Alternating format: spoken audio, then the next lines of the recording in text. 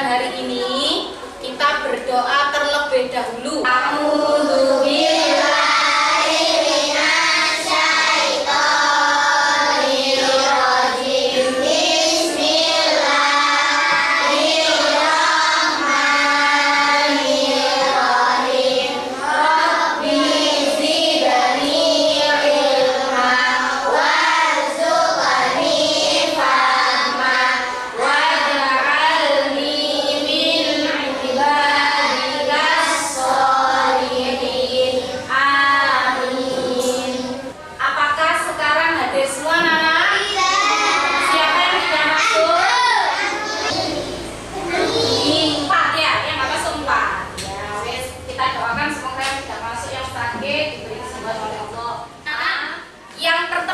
Sebelumnya kalian sudah mempelajari tentang surat Anas. Surat Anas itu diturunkan di mana, Nana? Jumlah ayatnya ada berapa? Ya. Surat Anas surat yang keberapa? 11 ya. Ya, Nana. Pelajaran kali ini ada tujuan pembelajarannya. Yang pertama supaya anak-anak bisa mengerti pesan pokok surat Anas. Ya, terus yang kedua anak-anak supaya bisa menjelaskan pesan pokok surat Anas. Ini anak-anak sebelum dimulai pembelajaran hari ini Bu Sita ada pertanyaan. Ada 3 pertanyaan yang nomor 1 kita jawab bersama-sama. Ya, nomor 1, apakah kamu tahu surat Anas? Mungkin ada yang belum tahu surat Anas. Enggak ya, tahu semuanya ya. Soalnya ngaji ya, makanya tahu semuanya. Nomor 2, ini harus angkat tangan ya. Nomor 2 Bu Sita bacakan dulu. Mengapa perlu membaca surat Anas? Ya, siapa yang tahu apa malah? Supaya bisa membaca surat Anas. Iya, pinter, supaya lancar membaca surat Anasnya. Pertanyaan nomor 3 ya. Kapan saja kamu membaca surat Anas? Siapa yang bisa? Ya, Rara. Kapan? Iya, ketika mau berangkat sekolah itu membaca surat Anas. Terus kapan lagi? Siapa yang bisa? Apa, Wolfi? Saya Pas sholat. Anak, sekarang Bu Sita ada tugas untuk kalian. Ya, ini untuk memulai pembelajaran, anak-anak akan Bu Sita bagi kelompok. Ya, ini ada yang terdiri dari 2 anak, ada yang terdiri dari 2 anak, ada yang terdiri dari 3 anak. Jadi 1 deret, 1 bangku ya.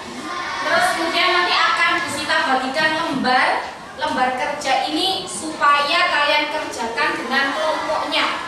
Ya, begitu ya. Nah, sekarang Bu Sita bagi, langsung dikerjakan, langsung ditunjuk siapa yang nulis dalam satu kelompok, langsung ditunjuk siapa yang nulis.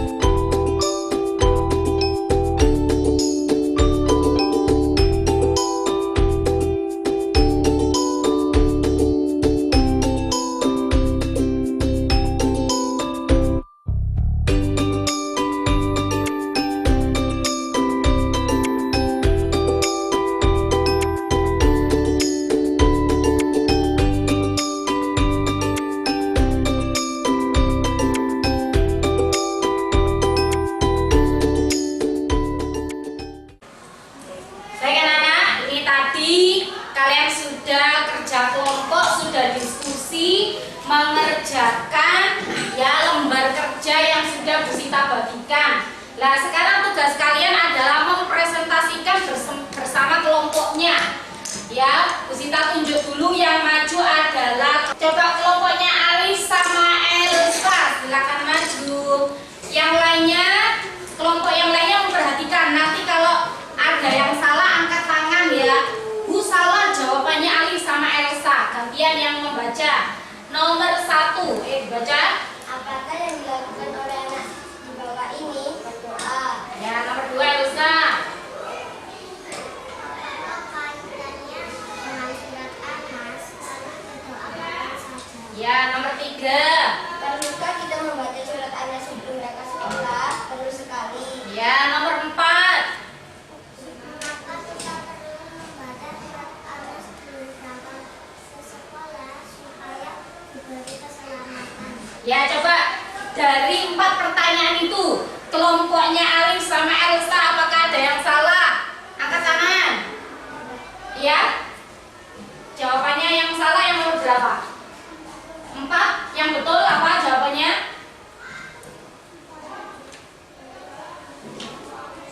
Iya, pinter. Tapi anak-anak, ya betul, jawabannya betul. Tapi jawaban supaya diberi keselamatan itu juga betul, ya. Ya, keselamatan sama perlindungan itu sama. Ya, tepuk tangan untuk kelompoknya Alif dengan Elsa. Ya, berikutnya kelompok yang maju adalah kelompoknya Rara dan Braga. Silakan maju. Makanya diperhatikan ya, siapa tahu ada yang salah temannya. Braga dulu nomor 1.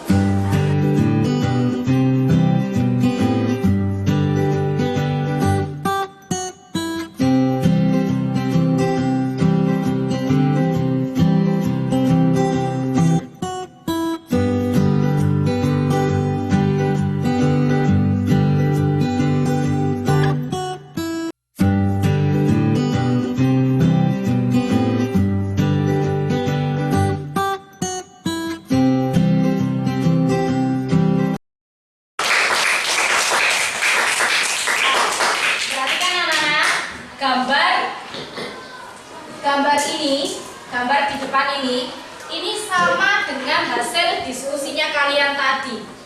Kalau gambar yang hasil diskusinya kalian tadi adalah gambar anak sedang ngapain? Berdoa. Coba kalian perhatikan gambar yang pertama ini. Ini gambar sedang apa, anak? Berdoa. Dia pakai seragam sekolah. Berarti dia berdoa ketika apa? Mau berangkat ke sekolah. Pinter. Gambar yang kedua, gambar sedang apa, Nana? Berdoa ketika apa ini ya? Selesai sholat. Pinter. Kemudian, nah sekarang pelajarannya adalah tentang pesan pokok surat An-Nas.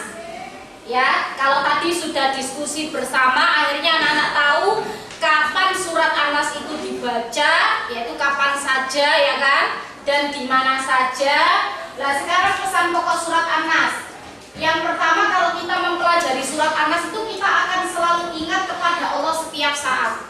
Ya iya, jadi nggak ada kesempatan kita nggak mengingat Allah. Kita selalu mengingat Allah. Yang kedua, selalu ingat bahwa hanya Allah tempat berlindung bagi manusia.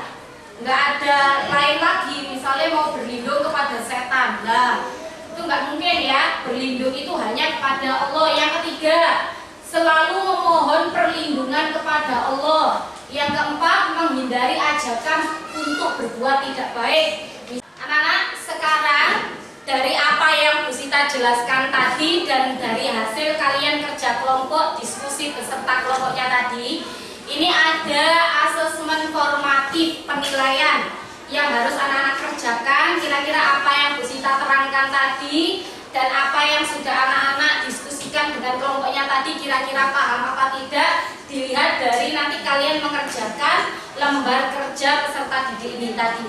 Diberi nama, caranya adalah menarik garis penghubung. Nomor 1, surat An-Nas terdiri dari titik-titik ayat. Kalian cari yang angka 6 yang mana, kalian tarik garis penghubung. Siap ya? Kita bagikan sekarang, waktunya terbatas ya, nanti ya kalau sudah selesai langsung angkat tangan kayak tadi ya. Oke, yuk diberi nama.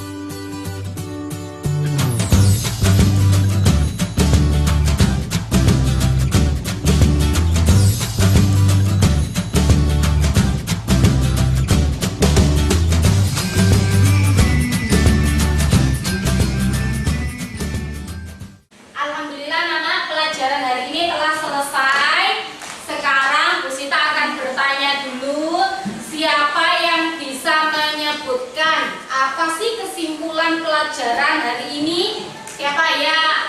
Alif apa? Anas bisa dibaca kapan saja. Ya, pinter. Siapa lagi yang bisa menyebutkan? Ya, Isa. Iya, ini tadi kita belajar pesan pokok surat Anas. Siapa lagi yang bisa? Ya, aja. Membaca surat Anas supaya dapat. Iya, pintar. Perlindungan dari siapa, Nana? Perlindungan dari Allah. Ya, bagus. Lah, nanti kita akan bertemu kembali insya Allah dalam pelajaran membaca dan menghafal surat Anas.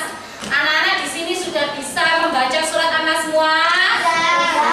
Kita akan bertemu kembali dalam materi membaca dan menghafal surat Anas. Ya, karena pembelajaran hari ini telah selesai. Mari kita membaca hamdalah bersama-sama. Alhamdulillahirabbil alamin. Baik anak-anak, kita akhiri. Wassalamualaikum warahmatullahi wabarakatuh.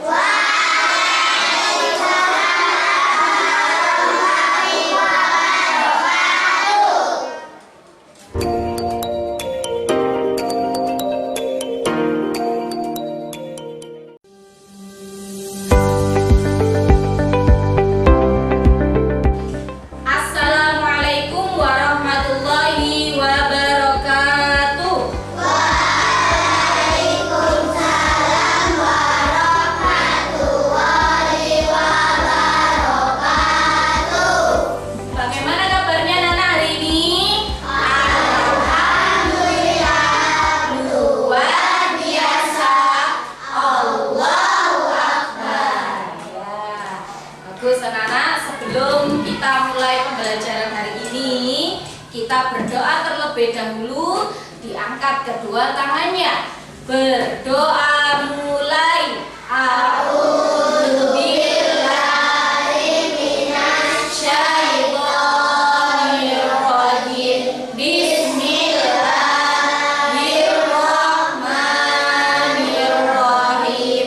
Rabbi zidni ilma warzuqni fahma. Amin ya rabbal alamin. Nah, anak-anak, sekarang Bu Sita tanya, apakah hari ini ada yang tidak masuk? Siapa yang tidak masuk? Kenapa Prilly? Sakit. Ya, kita doakan semoga cepat sembuh ya. Amin. Ya. Berikutnya anak-anak, kita mulai pembelajaran. Pembelajarannya tentang apa Nana? Kita baca bersama yang atas ini Nana. Apa bacanya?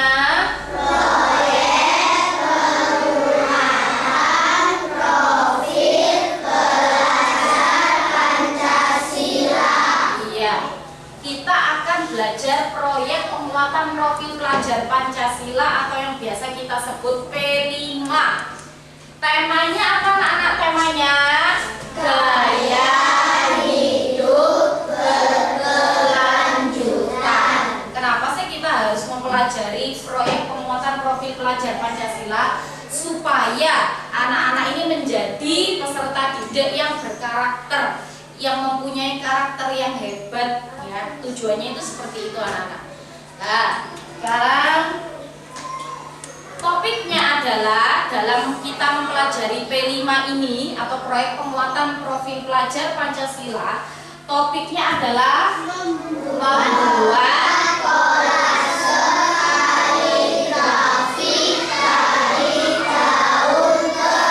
ya, ternyata nanti proyeknya kita membuat kolase kaligrafi dari daun kering.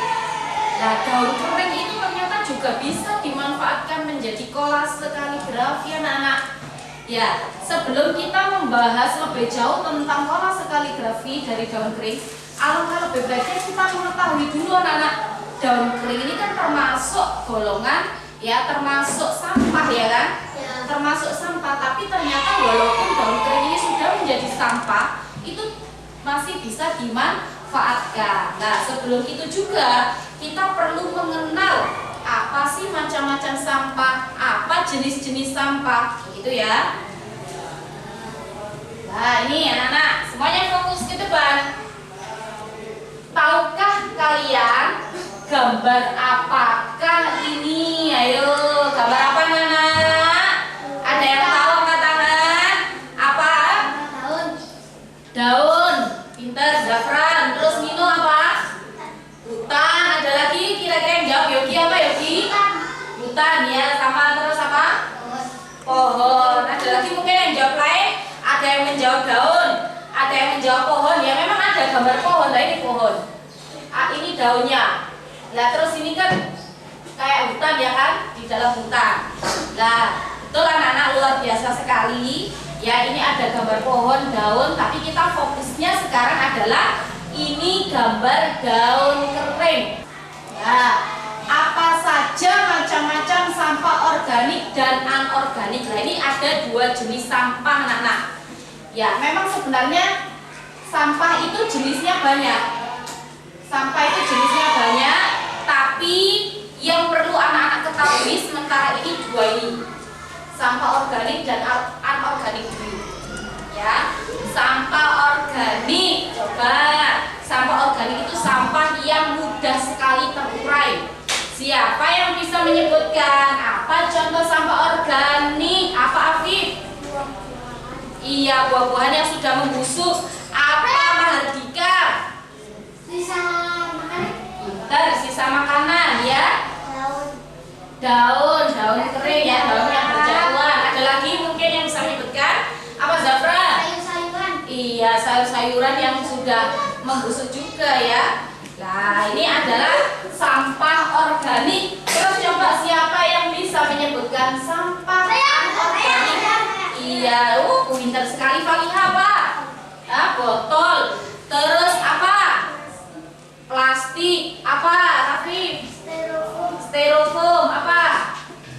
Ah, gelas. Iya, gelas. Baik kan anak? Nah, ini adalah gambar macam-macam sampah organik dan sampah anorganik. Kita lihat ada gambar apa saja nih. Coba disebutkan.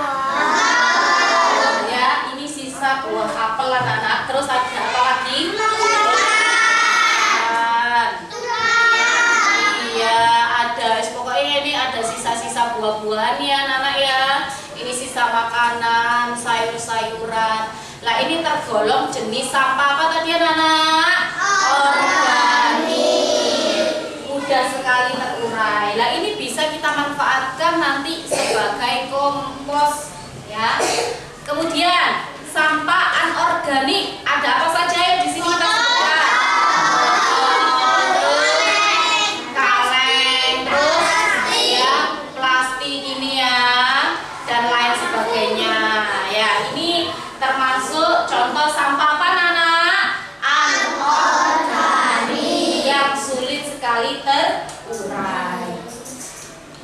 Selanjutnya, nah ini penjelasannya. Pemilahan sampah tadi anak-anak sudah tahu. Sampah organik kita baca bersama-sama ada apa saja anak-anak? Terus ya, terus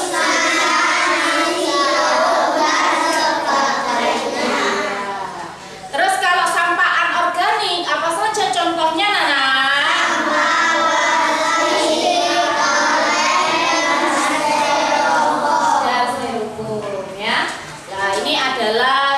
Contoh-contoh sampah organik dan sampah anorganik. Nah, sekarang ini ada pertanyaan.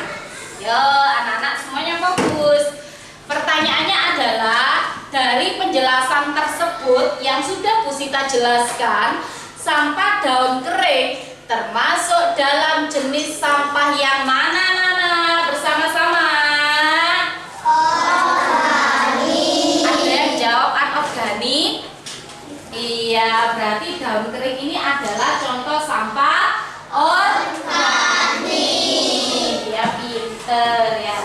Berikutnya. Nah, sekarang anak, karena anak tadi sudah paham semuanya tentang sampah organik dan anorganik, Bu Sita ada lembar kerja yang perlu anak-anak kerjakan, asesmen formatif. Ini ada 4 pertanyaan yang perlu anak-anak diskusikan. Berarti namanya diskusi ini nanti kerjanya adalah secara berkelompok. Kelompoknya ada yang terdiri dari 2 anak, ada yang terdiri dari 3 anak, ya.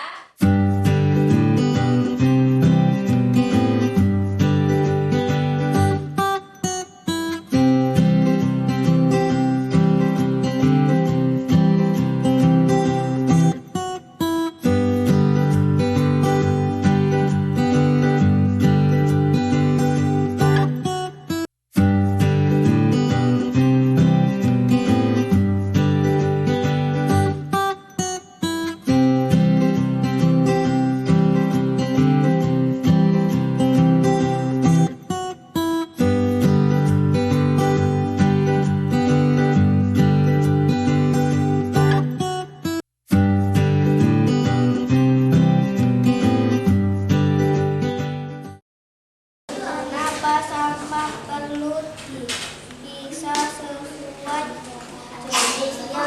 Jawabannya Agar sampah tidak menumpuk. nomor 2, Arum. Sampah organik dapat dimanfaatkan untuk apa? Untuk apa? Kolase.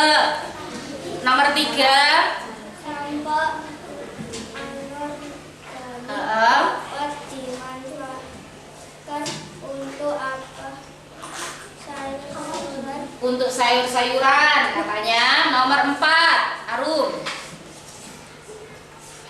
Sebutkan cara memanfaatkan Siap-siap ya, dinilai ya. sampah daun. Apa? Jawabannya kolase. Ya, dari nomor 1 sampai 4 jawaban dari kelompok 3 sudah benar semua. Apa ada yang salah? Ada yang salah ya, Sultan. Nomor 3 jawabannya tadi nomor 3 sayur-sayuran ya. Yang betul apa? Nomor 3 jawabannya sampah anorganik dapat dimanfaatkan untuk apa? Anorganik kerajinan ya. Berarti kelompok 3 salah 1. Berikutnya kelompok 7. Silakan maju kelompok 7. Jangan tegap.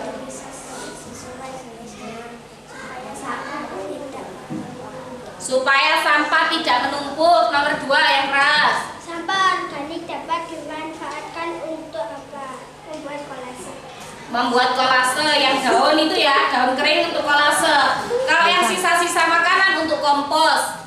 Terus tadi anak-anak sudah luar biasa, sudah presentasi, sudah diskusi dengan kelompoknya, kemudian mempresentasikan hasil diskusi dengan kelompoknya. Nah, sekarang anak-anak kita lihat, karena fokus kita dalam proyek penguatan profil pelajar Pancasila ini adalah fokusnya pada membuat kaligrafi dari daun kering, berarti sampah jenis organik yang daun kering ya. Kita lihat daun kering itu bisa kita gunakan untuk apa saja. Nah, ini anak-anak contoh pemanfaatan sampah daun kering ya. Walaupun daun kering ini sudah menjadi sampah kalau gugur ya, rontok dari pohonnya, tapi tetap bisa dimanfaatkan anak-anak. Kita lihat ini ada kerajinan apa pohon, terus ini pohonnya ini memakai daun kering. Terus ini burung hantu. Burung hantu ini juga memakai daun kering. Gambar burung hantu memakai daun kering. Ini ada kaligrafi anak-anak ya. Kaligrafinya ini dalamnya ini memakai daun kering. Nah, bagus ya. Terus ini figura. Figura ini yang daun keringnya yang mana? Ini namanya ini. Sama hiasan sampingnya ini ya. Nah, ini adalah contoh pemanfaatan sampah daun kering. Nah, begitu anak-anak. Tadi adalah pengenalan tentang proyek penguatan profil pelajar Pancasila dengan tema gaya hidup berkelanjutan ya. Alhamdulillah pembelajaran hari ini sudah selesai. Insya Allah kita akan bertemu kembali dalam pembelajaran yang sama, proyek penguatan profil pelajar Pancasila tapi pada tahap kontekstualisasi. Kalau ini tadi tahap pengenalan, kalau nanti kita akan bertemu dalam tahap kontekstualisasi, ya. Kita akhiri pembelajaran hari ini dengan mengucapkan hamdalah